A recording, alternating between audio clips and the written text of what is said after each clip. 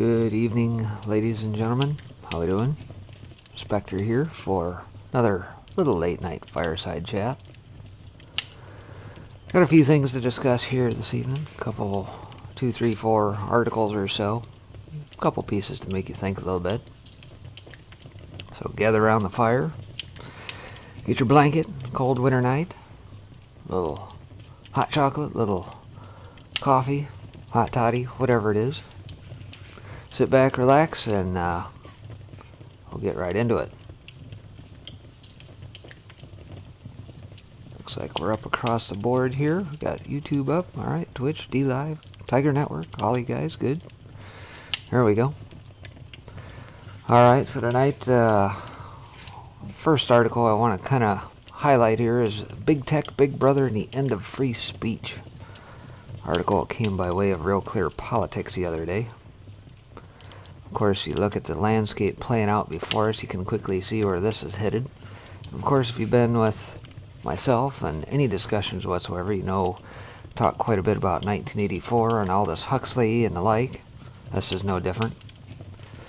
This is in George Orwell's 1984.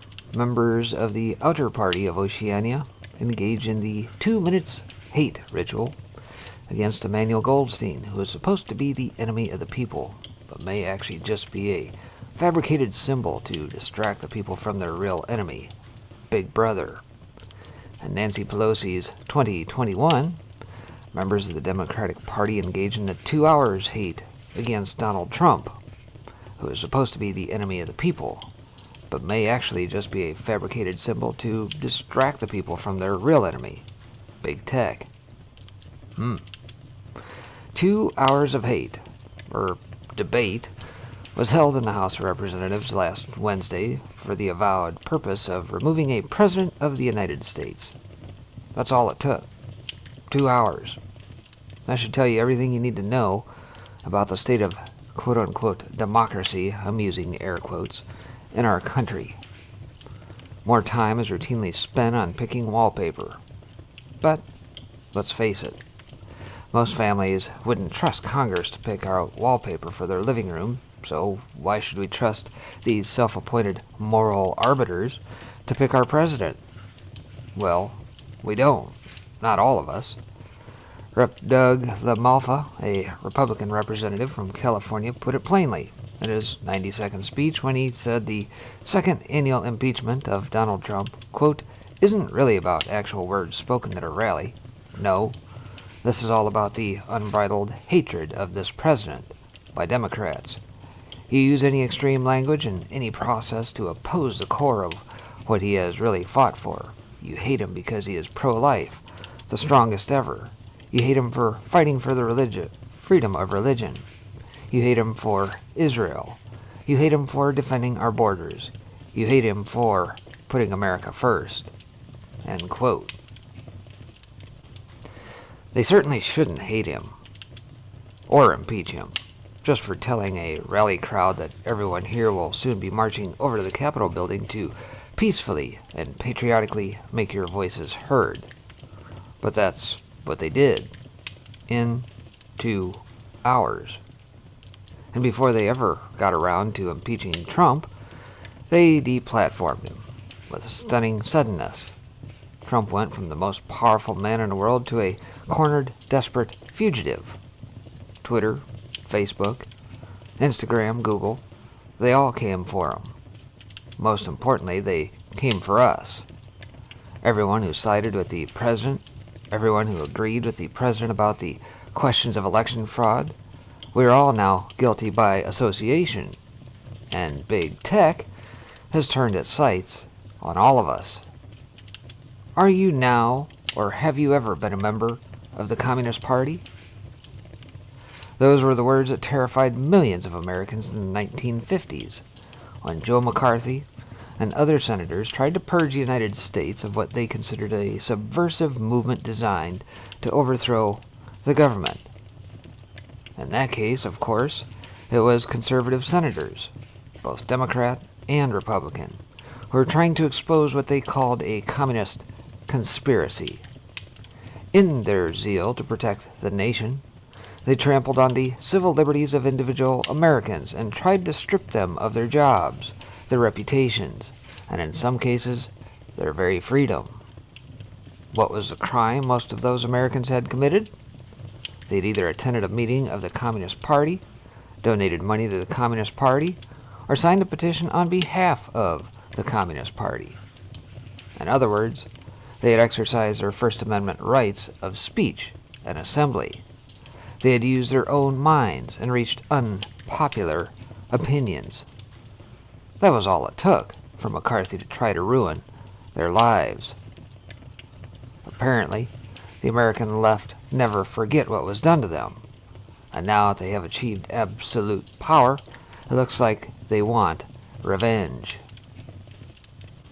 In the lead up to the impeachment vote, Rep. Jim McGovern of Massachusetts put Trump defender Jim Jordan, quote-unquote, on trial for the new crime of having a dissenting view on the 2020 presidential election. The question McGovern barked at Jordan in a congressional hearing last week could be repeated in job interviews for years to come. Will you admit that Joe Biden won fair and square and that the election was not rigged or stolen?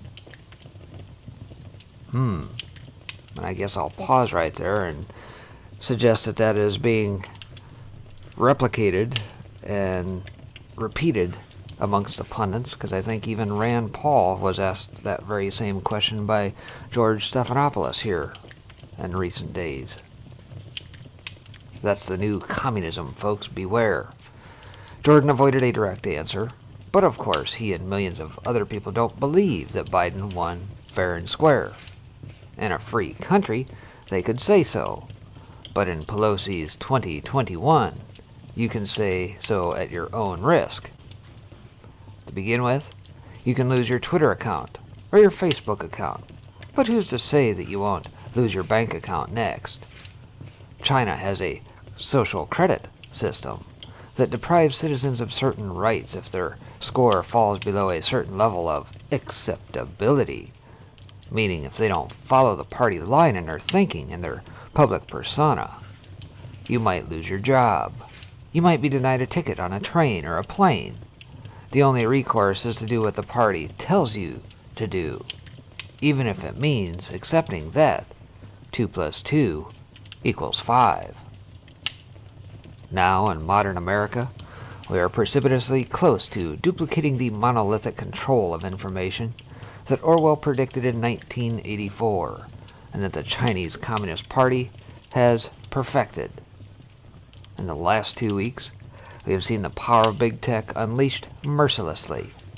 With the complicit assistance of big media, the Silicon Valley oligarchs not only neutered President Trump as a political leader by taking away his bully pulpit, but also effectively crushed dissent by demanding that only social media companies that censor unpopular opinions can have a platform on the internet. Bye-bye, Parler. You can also make a reasonable case that Democrats in Congress would never have impeached President Trump from public office so hastily, were they not goaded into action by Twitter and Facebook, taking the first step of banning him from public life. In a sense, big tech has taken cyberbullying to its logical conclusion. When 13-year-olds are entrusted with cell phones and Snapchat accounts, they can use them to bring shame on innocent children and even destroy their lives. Often, this involves spreading false rumors about the person or discrediting them for something they espouse, like their religion, their political beliefs, or their sexual identity. Tell me how this is different from what Twitter, Facebook, and YouTube have done to Donald Trump and, by extension, the more than 74 million people who voted for him. This group of post-pubescent cyberbullies in Silicon Valley doesn't like Donald Trump. They feel justified in calling him names like white supremacist and Nazi and racist. They don't care whether it hurts him or not. They don't care whether it's true or not. They are strangely enlivened by what they perceive as their ability to hurt him, to weaken him. Like the mob they have attempted to link the president to, these bullies act in mindless concert, emboldened by each other to see who can strike the deeper blow, who can make the victim hurt more. And over what? Differences of opinion, for the most part. Strong border or no border, mask or no mask, globalism or Americanism, carbon credits or fracking, abortion or no abortion, and then the last straw, fair election or fraudulent election. These should be legitimate subjects for debate in a free society, but not anymore. Big tech has banned debate about government policy on the coronavirus, and any discussion of election fraud is treated as if it were a crime. But wait, it's only a crime to question the government in a totalitarian system, like that in communist China or Orwell's fictional Oceania, right? In America, we have the right and obligation to question our government, don't we? Because if we don't have that right any longer, then what are they afraid of? What are they hiding? Bottom line, at some point in some election, the allegations of election fraud have to be real. It can't always just be the figment of some right-wing president's imagination. And if we aren't allowed to have free speech, then how do we fight back? If big tech and big government have their way, we don't. Just keep your head down and your nose clean, and never ever question what you are told. Remember, 2 + 2 = 5. Oof. Is that where we're at in this country at this point? Kind of seems that way, doesn't it? Not good. So how do we fight back? Well, there's plenty of ways to do that, obviously. And of course, we'll have to go around and through them, as I've made mention many a time, right? So, that's a starter piece on the evening. Kind of sets a tone. And more along those same lines, get an interesting question out of the freemanperspective.com. It says, are we still allowed to ask questions? And based on the first article covered, one might surmise the answer to that is no. So continuing along that thread, says, aside from a breathless stream of headlines and a few random inputs, I haven't seen many facts regarding the events of January 6th. Circumstances made things that way for me, and now I'm glad they did, because it set me up for the really important issue. Am I allowed to ask questions about this, or am I not? Bear in mind that I haven't voted for or otherwise championed Mr. Trump, nor did I support his opponents. More than that, I really want to know the answers to these questions, especially given the fallout from January 6th. Honest answers to these questions matter a great deal. So, I'm going to stick my neck out and ask questions about this event that seem pertinent. Question number 1. What was the actual timeline? As I was driving on the 6th, I flipped on the radio and heard Mr. Trump speaking. I was aware that there was going to be a rally in the Capitol, and so I listened for a minute or so, just enough to get the tone of it. A rally on the same day electoral votes were counted concerned me. What I actually heard from Mr. Trump, however, was less than his strongest, and included something like, I know you're going to go down here, combined with patriotically and peacefully. Hearing him mention peacefully comforted me. Plus the fact that American conservatives take pride in being peaceful and courteous. And so I was rather shocked, not many minutes later, when a friend called and said something about the Capitol. I responded along the lines of, it sounds harmless enough. Whereupon I learned that protesters were already inside the building. Since then, I've seen claims that Mr. Trump was a mile away, in the middle of his speech, when the Capitol building was being broken into. So, Between my own observations and the claims, I'd like to know what really happened when. Again, I honestly don't know. What troubles me is that I haven't seen the claim refuted, only ignored. So it leads to question number 2. Were agent provocateurs involved? One of the random things I came across was a report from Michael Yon, perhaps the most experienced war reporter in the world, claiming BLM and Antifa agents provocateur led the break-in. This is a guy who should be able to tell. I've further seen reports that someone named Sullivan was a known BLM leader and was at the vanguard of people entering the building. So I don't actually know that BLM and Antifa were involved with this, but I'd very much like to know. And once again, I haven't seen this question addressed. Perhaps I've missed something conclusive on this, but the question deserves to be addressed with facts. Question number 3. Is thinking an election was rigged considered insane? This is the impression I get from about half of my headline stream, that anyone believing the recent election was rigged is flat out insane. But for me, that's a real problem, because I've experienced election rigging, personally. On top of that, I've known a lot of inside players in my home state, giving me many more reasons to believe in election rigging.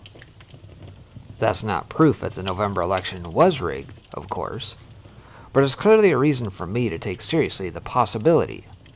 And if I'm not allowed to ask, I have to wonder why.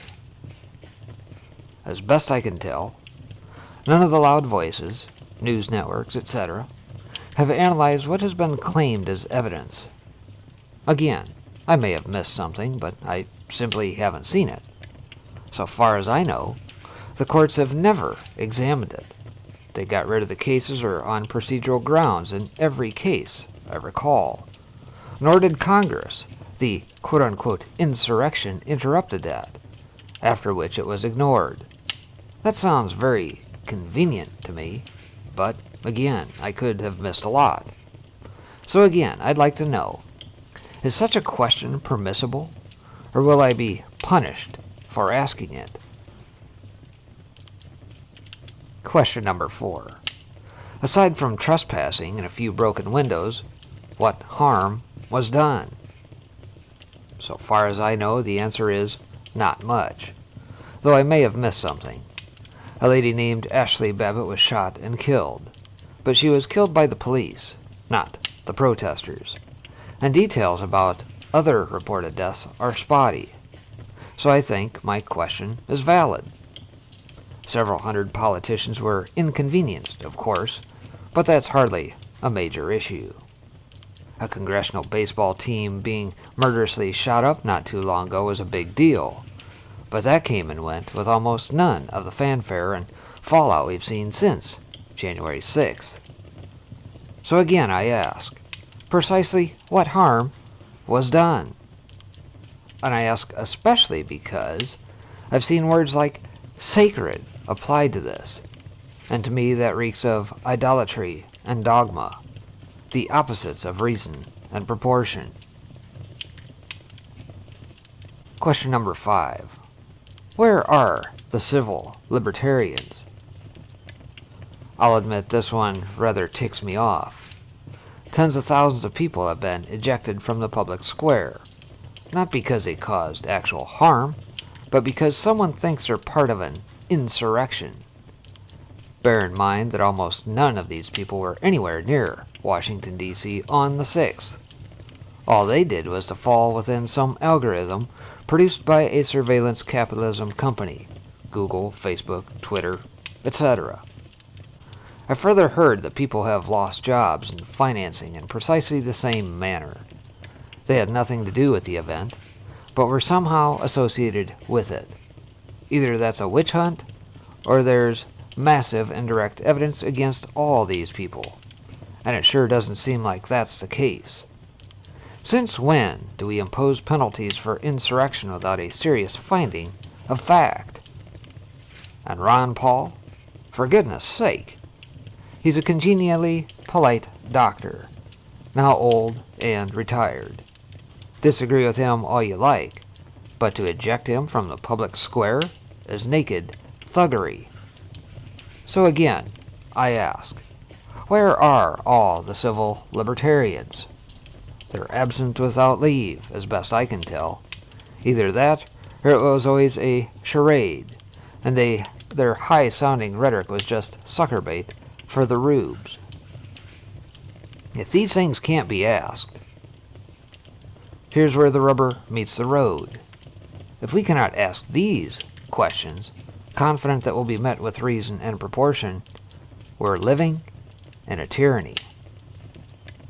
What appears to be happening is an illogical statement being writ very large. This is the statement. Some people broke into the Capitol, and a few windows were broken. Therefore, our lives are in danger, and we must stomp out all evil doers. Let me repeat that. Some people broke into the Capitol, and a few windows were broken. Therefore, our lives are in danger, and we must stomp out all evildoers. Any connection between the first part of that sentence and the second is uncertain, and, as best I can tell, unproven. And yet, the responses to January 6th treat it as if it's completely verified. And so, if these questions are not permissible, we are living in tyranny, and particularly under the tyranny of those who punish the asking. So many times we see the true importance of things only once we lose them, and this moment has been revelatory in just that way. We can now see why free speech must be held sacrosanct. Free speech is inherently oppositional to tyranny. It's the canary in our coal mine.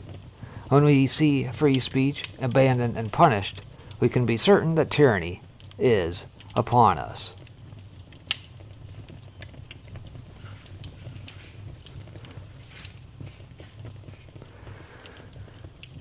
And there you go.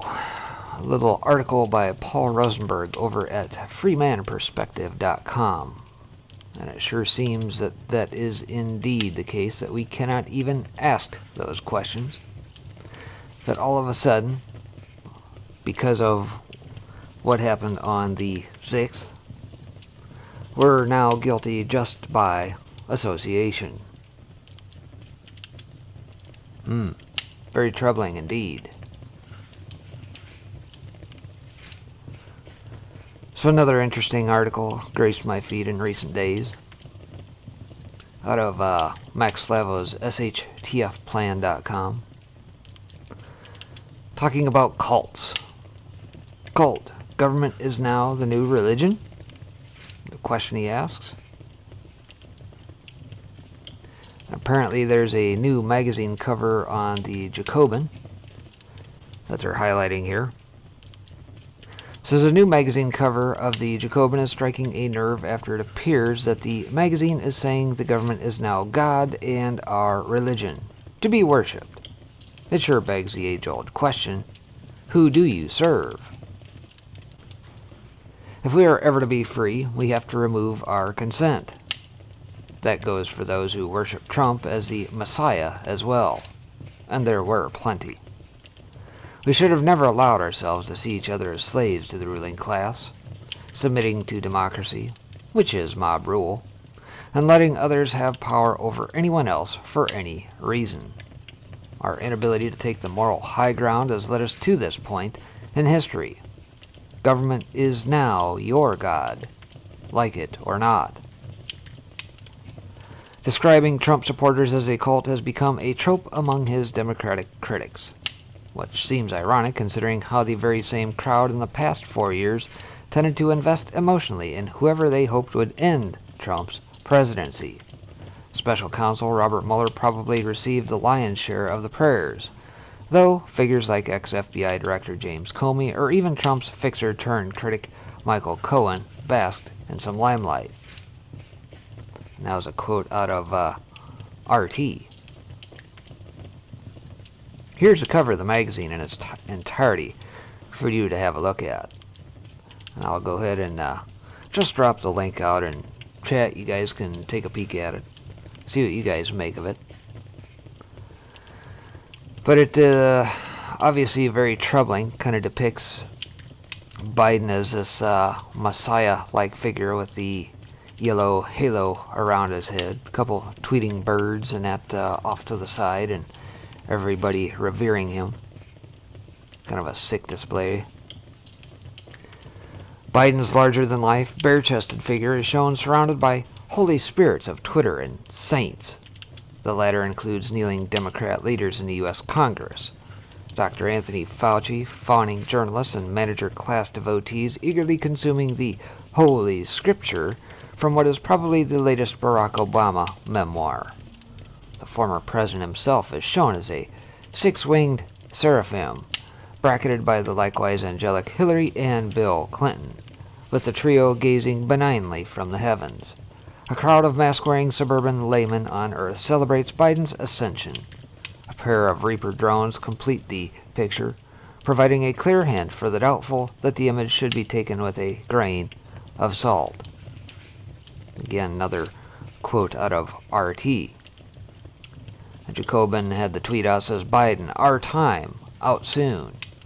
And then, of course, I got the cover art, which apparently was by Marsha Krasnova-Shabaeva. This is the winter 2021 version of Jacobin, which you can find. It appears to be at jacobinmag.com. And the facetious libertarian responded, so the left went from keep religion out of government at all costs to the government is our religion. Very interesting. It's way past time to figure out that this is a plan. One world government, worshipped under the one world religion, where the very few control and enslave the many. Trump obviously didn't do anything he promised, such as drain the swamp, and people are still worshipping him as some sort of messiah as well. Stop allowing others to rule over you and making exceptions if one has a different letter behind his name. Democracy is mob rule. If voting mattered, they wouldn't let us do it. Government is slavery. Taxation is theft. Time to wake up and take the moral approach that no one should be a master and no one should be a slave regardless of whether it's called government or not. Manipulating the masses, Edward Bernays, and why the system needs your compliance. Edward Bernays, the father of propaganda. Hopefully, this is the wake-up call people need and the push toward a liberated humanity, truly free from their chains. Short little piece there, but nonetheless, I think you get the idea. I think that's exactly where this is headed. They think at the end of the day that we're just going to bow and acquiesce to this. Pretty disturbing, to say the least. Not gonna happen. Not going to happen. A couple other interesting pieces on the night. Got a couple here out of Strategic Culture. Always like reading articles out of Strategic Culture Foundation. And it was interesting because just as I posted this notification over on Gab, lo and behold, directly underneath, before I get into this, I'll just give you the title of what I'm going to cover here. It's called Confessions of a Deprogrammed Trump Supporter. It's kind of a funny read, I suppose. But just as I posted that, directly underneath that, I look, and one of the posts by Julian Drum out there has a screen grab of the Washington Times with the headline, Katie Couric slammed after saying members of Trump, quote-unquote, cult need to be, quote, deprogrammed. And Julian Drum reminds us of The Matrix. Says, Neo, I can't go back in. Can I? Morpheus, no. But if you could, would you really want to? And that kind of fits the motif of the article. So it says, Confessions of a Deprogrammed Trump Supporter. That's by Matthew Arrett over at Strategic Culture. Says, as many people are aware, CNN recently aired a wonderful interview by former Mooney turned cult deprogrammer Steve Hassan giving advice to Americans wishing to deprogram their MAGA hat wearing loved ones now that the age of Trump is coming to an end. And I guess I'll just let this play through in the background here. More than 90 people face federal charges for their role in storming the U.S. Capitol. The perpetrators say it was President Trump who fueled their rage and actions. During the siege, Trump's supporters echoed his words. The Democrats are trying to steal the White House. You cannot let them. They don't get to steal it from us. We're bringing our country back. We want our country back. This is our country. This is our house. This is our country. This is our country. Experts say they see cult-like behavior in Trump's most extreme supporters. So how do you de-radicalize these people? Joining us now is Stephen Hassan. He's a mental health professional who has been helping deprogram people out of cults for decades. He himself was a cult member of the Mooney's cult in the 1970s before he was successfully deprogrammed. He's also the author of The Cult of Trump. Mr. Hassan, thanks so much for being here. What we just showed there, do you consider those people cult members? I do. I think they were deceptively recruited by an authoritarian political cult. When I've read that the characteristics of a cult leader, let's just put these up for everybody: narcissistic, lies a lot, grandiose self-image, stokes fear, paranoid, talks a lot about enemies, harasses critics, always needs praise, lacks empathy, claims absolute authority, blames the media, rarely admits mistakes or wrongdoings, and so... Wait a minute, did they just describe the Democratic Party? Oops, I digress. Why do people follow leaders with such odious characteristics? How does that happen? Essentially, people are wired to follow to follow authority figures they believe are legitimate and to conform to people they identify with. But as someone who's studied brainwashing and mind control, the good news is that even though people can be radicalized, they can also be helped to come back to themselves, and that's what gives me hope for our country. Before we get to how that's going to happen, I just want to show a little bit more of what happened inside the U.S. Capitol, just so that we understand. Some of the people, Mr. Hassan, that you see here were once elementary school counselors. Some of these people were firemen. One of them was an Olympic swimmer.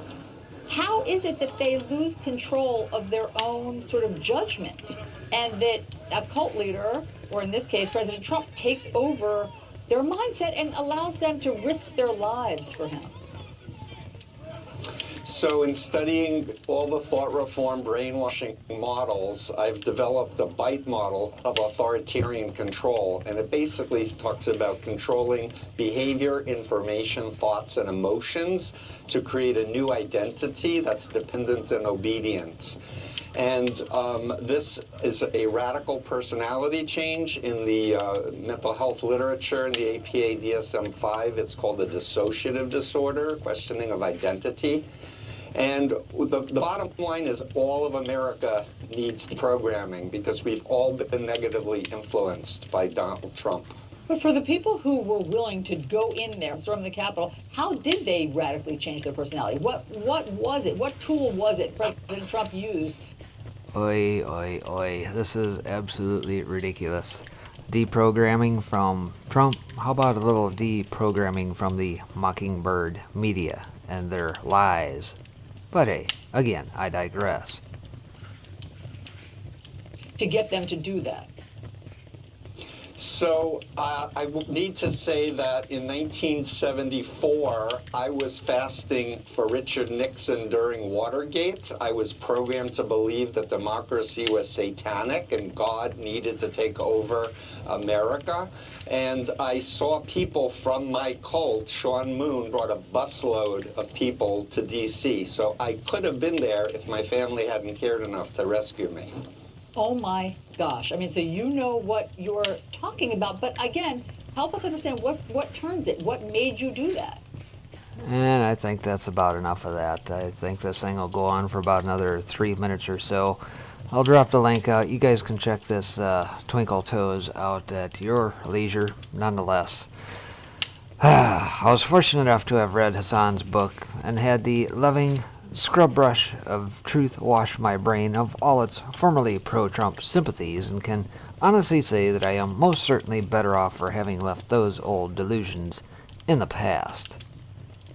For one thing, I used to enjoy my right to free speech, but thanks to the terrible events of January 6, 2021, that left 3 people dead, horned Q supporters doing photo ops for media, pro-Trump rioters let into the Capitol building by guards, and busloads of conspicuous, violent figures whom some say were provocateurs, whatever that means, I have come to realize that I was all wrong. Free speech is actually very dangerous. Words we took for granted, like patriot, nationalism, or vote fraud, are actually very racist, and using them is a surefire sign that you might be a domestic terrorist. At any rate, using them should at least be enough to get someone banned from social media and put under surveillance. For a long time, I thought that record numbers of black and Hispanic voters supporting Trump in 2020 meant that Trump was not racist. But I now realize that these poor folks just suffered from multiracial whiteness. I thought that questioning voting machines that had been caught red-handed manipulating elections across the world was patriotic, and that somehow some conglomeration of big tech, the media, intelligence agencies, and a thing called deep state were colluding to create a color revolution in the USA. But I now realize that I was actually supporting conspiracy theories, and thus violence, and thus domestic terrorism.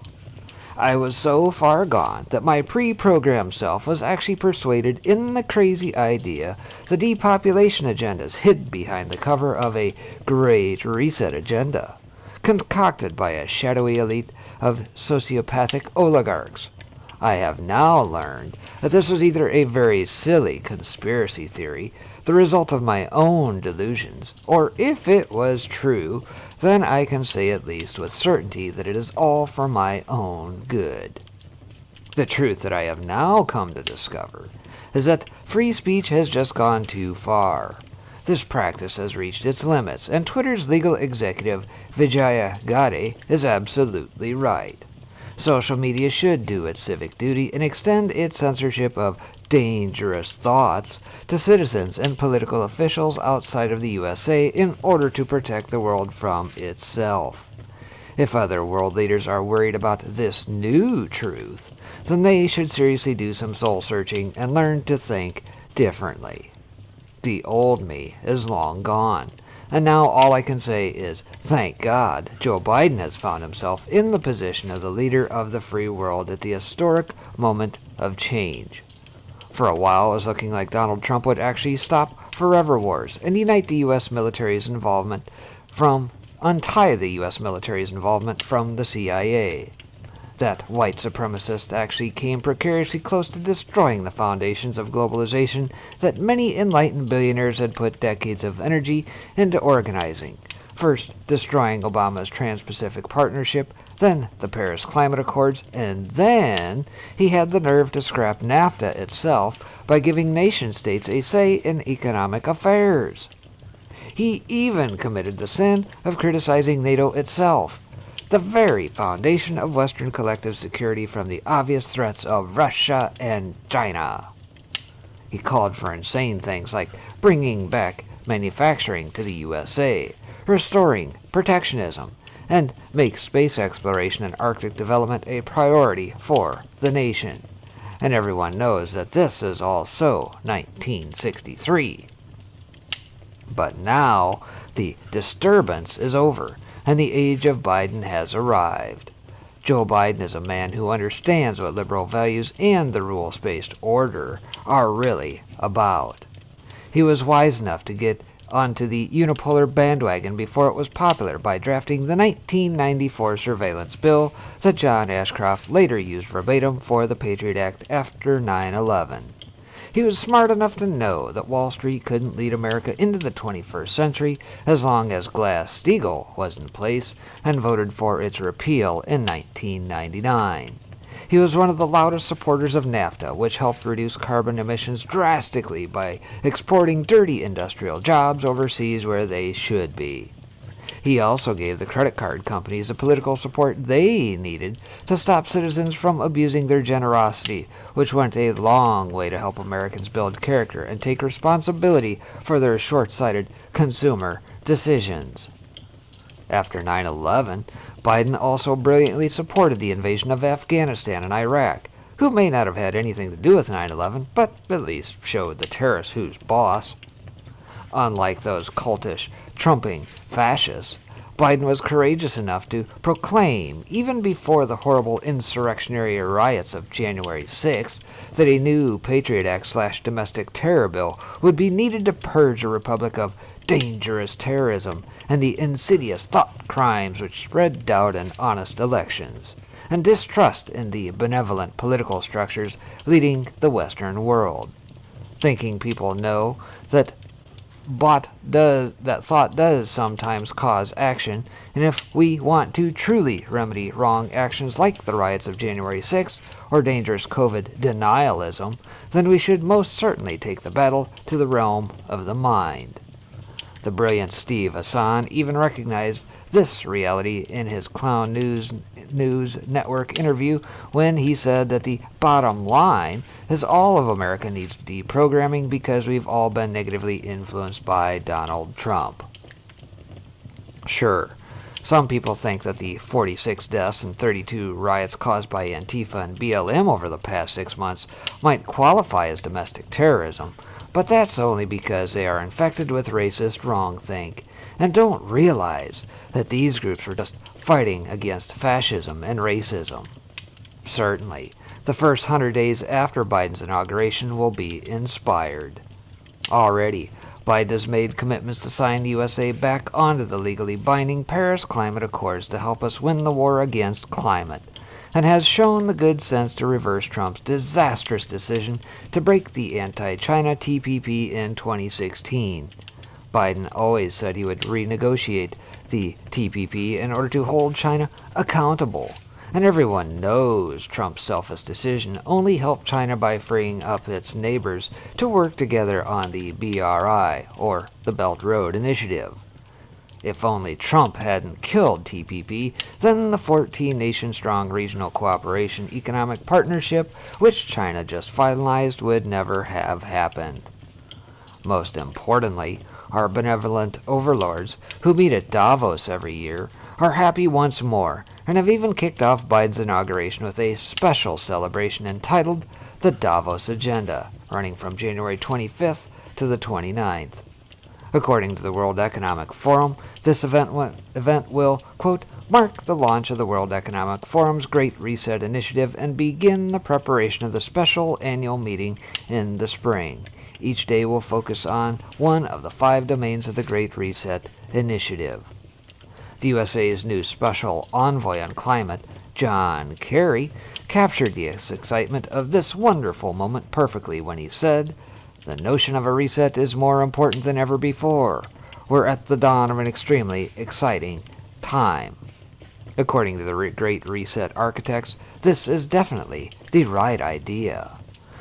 World Economic Forum President Klaus Schwab has taught us that the age of owning things is so passé. And we know that this obsolete relic of capitalism isn't compatible in our new age of global peace and brotherhood. Ownership of things just makes us selfish and forget about the real purpose of life, which is really about sacrifice. Establishing new supranational organizations to manage the levers of consumption and production according to evidence-based standards and scientific realities of carrying capacity is the only remedy to the evils of populism, and being ignorant of this reality doesn't lessen the fact that boards of experts who are smarter than you say that it is so. According to the World Economic Forum's Great Reset website, global CO2 output collapsed by over 7% during the 12 months of global COVID-19 shutdowns, which means the COVID-19 is more of a blessing than many dim-witted selfish nationalists who like owning things realize. So what if the world population will contract under the shutdown of the world economy under COVID lockdowns? And so what if we lose our capacity to support industrial civilization through the imposition of global green energy grid? Didn't the late, great Maurice Strong, who was World Economic Forum Executive Director and father of the Great Reset, ask the question in 1991? What if a small group of world leaders were to conclude that the principal risk to the earth comes from the actions of the rich countries? And if the world is to survive, those rich countries would have to sign an agreement reducing their impact on the environment. Will they do it? The group's conclusion is no. The rich countries won't do it. They won't change. So, in order to save the planet, the group decides, isn't the only hope for the planet that the industrialized civilizations collapse? Isn't it our responsibility to bring that about? So, get ready for an exciting time in history, and hopefully China finally learns that the New World Order is unipolar. What a big green hug for all well-behaved leaders who get rid of such silly ideas as nationalism, industrial progress, or ending poverty through development, which dangerous concepts like the Belt and Road Initiative threaten to unleash. Most importantly, China has to really deprogram itself from her belief that Russia is a worthwhile partner in the 21st century. Xi made a good decision to attend this month's Great Reset conference, and both he and Modi would do well to abandon dirty fossil fuels, their support of nuclear energy development or space mining, in order to adapt their realities to the computer models, which have been telling us how to hitch our destinies to a world of entropy and diminishing returns.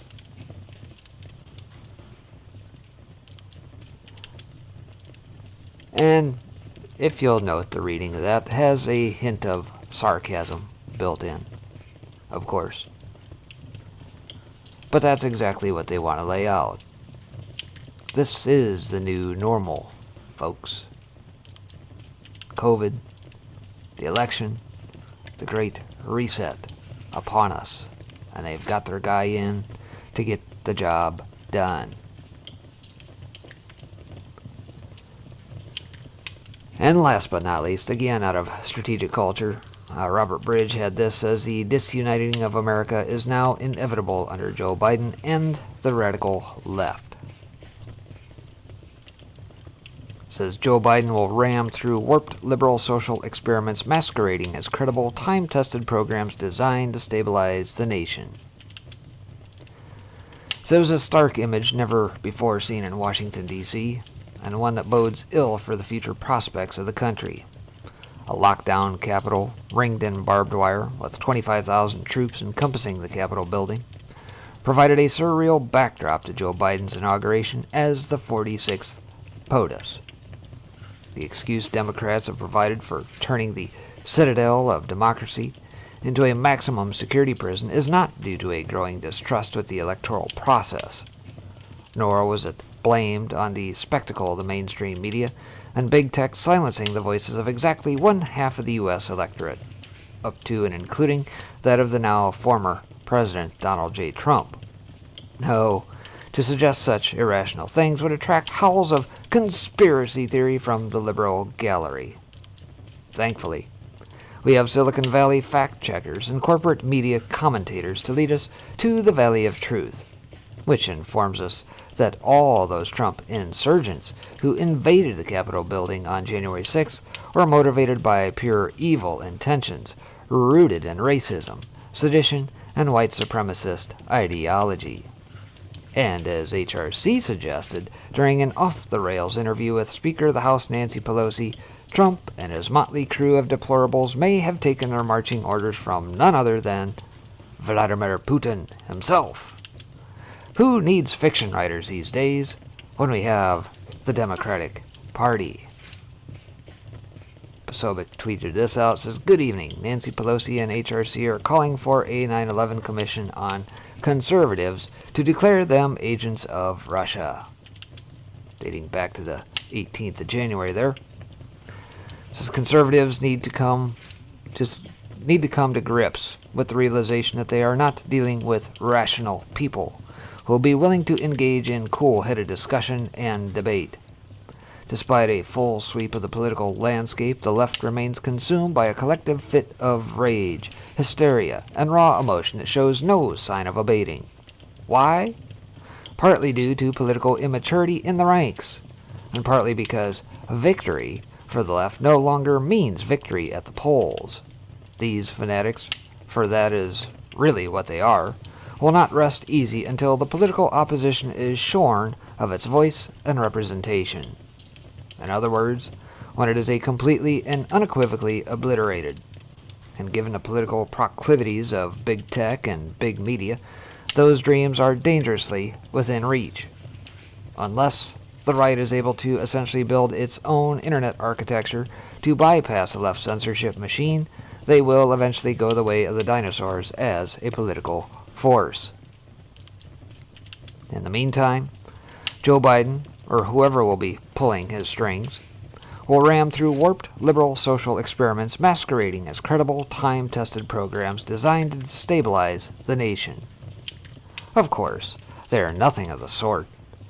These are globalist-backed policies, such as defunding the police, opening the border, vilifying the right as racist, and sexualizing the minds of elementary-aged children, designed to utterly destabilize the nation and all of its core institutions, including, not least of all, the nuclear family. Anyone who speaks out against these reckless initiatives will be struck down by the harshest cancel culture cult ever known to man. In fact, domestic terrorism legislation is already drafted that, if passed by Congress, will go far at stifling any dissenting voices from the right.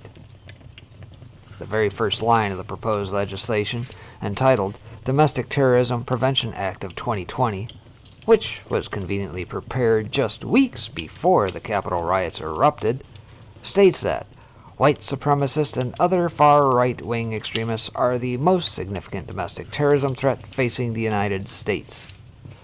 Buried deep in the text is a single line devoted to Antifa, and nothing whatsoever about Black Lives Matter.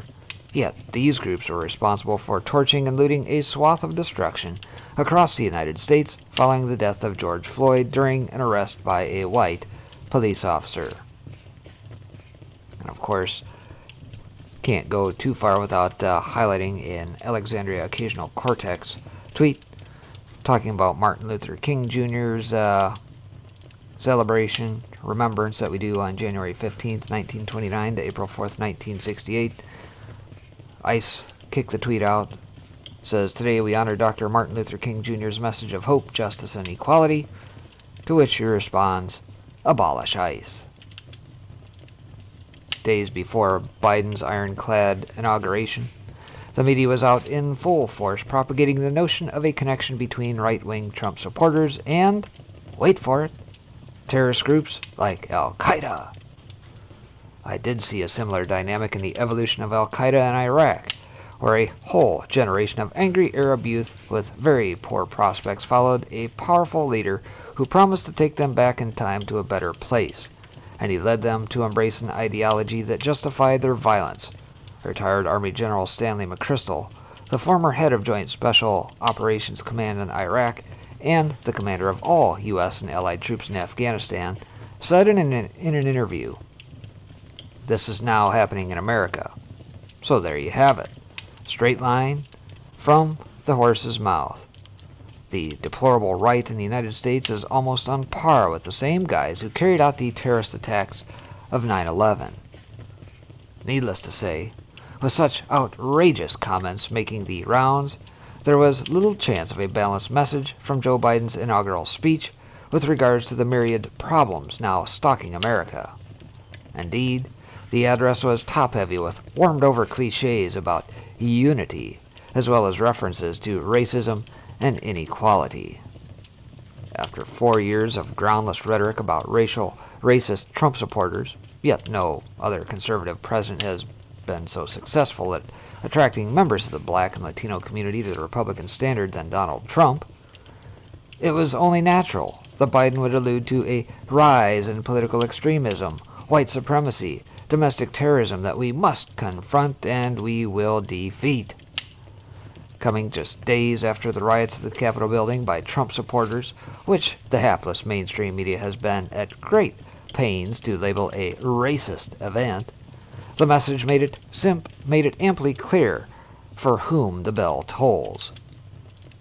A tweet by Christopher F. Rufo says the federal government's premier nuclear research lab hosted a 3-day re-education camp for white males with the goal of exposing their white privilege and deconstructing white male culture. Here are the leaked documents from the race-segregated, taxpayer-funded session. Once again, at this dangerous crossroads in American history, any hope for a true bipartisan breakthrough is doomed to failure. And even more so now as the radical progressives in the Democratic Party are demanding the most outrageous social, cultural, and political overhaul the nation has ever witnessed. No true conservative will ever abide by these changes. At the same time, the voice and demonstrations of the right is not only being brutally vanquished, it is actually being assimilated under the banner of domestic terrorism. This marks the widest chasm between the two primary political parties in the United States, which, unless quickly bridged, will end in imminent disaster for the American experiment in democracy. Oof. And that's, again, what is in store, folks. And I didn't bring this particular article up. I'll probably highlight that in tomorrow's broadcast. But Biden already has a slew of executive orders for the next week. And just to kind of highlight where this is going to go, Monday is supposed to be Buy America Day, so they're going to kick some EOs out in regards to that. Tuesday is going to be Equity Day, so a few more EOs in that regard.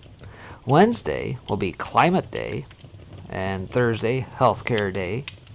And let's see, was there one for Friday? Yeah, Friday will be Immigration Day. So that's what we get to look forward to this week. We'll keep track of all those as they come out.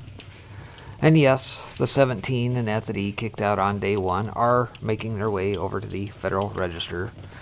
So yes, they are not blank pieces of paper that you may have heard he's signing. If this is all scripted and whatnot, they are indeed making their way to the Federal Register. There's a lag. You'll see probably about 9 of them hit on the 25th here today. More will follow. But of course, they are hell-bent on undoing everything that Donald Trump put in place in order to reshape things. Because, hey, there's a 16-year plan, Annette, that they are meant to follow. And this little blip in the road, the 4 years of Trump, well, we can undo that here in a jiffy. Remember old 44 and his I've got a pen and a phone? Yep, we're right back to that. So, that's what we got to look forward to, folks. Again, if you're with me on the last fireside, I highlighted an article out of Natural News that says the fight is just now beginning. And you better be prepared in all facets, because this is what they have in store. So that's what I leave you with here this evening. Appreciate you guys tuning in for this late night fireside.